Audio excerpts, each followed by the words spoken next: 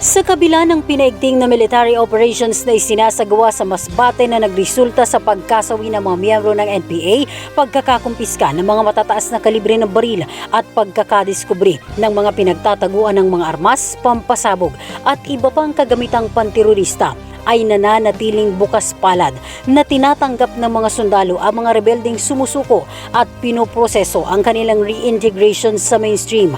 Maliban sa iklip, may programa ang pamahalaan upang matulungan ang mga dating kasapi ng NPA na may kinakaharap na kaso.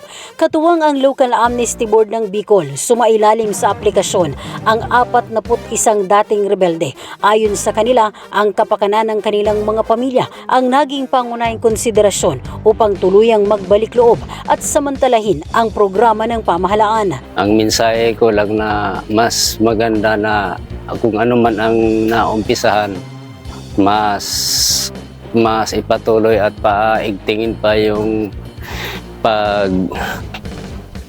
tulad namin na nag-surrender, na binigyan talaga ng ikalawang pagkakataon.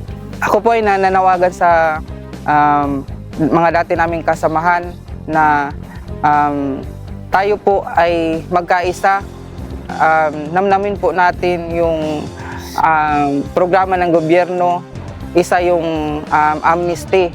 Kaya kami po ay nananawagan sa inyo na sana bumaba po kayo at yakapin po natin yung programa ng ating gobyerno. Tiniyak naman ng Lab Albay na sila ay tutulungan at aalalayan upang makapagsimula ng panibagong buhay at makabalik sa normal na pamumuhay. Patuloy naman ang panawagan ng Local Amnesty Board sa natitirang NPA na samantalahin ang oportunidad na ibinibigay sa kanila. Dahil sa programang ito, ang rason naman po talaga kung bakit ginawa ng gobyerno ang amnesty program para po maibalik ang ating mga kababayan na naging naligaw ng landas, na sila po ay humingi ng kapatawaran sa mga kasalanan nila tungo sa pag-a-apply ng amnesty program na meron tayo. Ito ang magiging tulay po natin na sana tapusin na natin ang karahasan dito sa Masbate at i-apply tayo po ng amnesty, and then para po makamit natin ang panghabang buhay na kapayapaan dito sa buong Masbate. Binigyang diin ni Major General Alvin Almase na handang tulungan ng pamahalaan ang sinumang nais magbalik loob.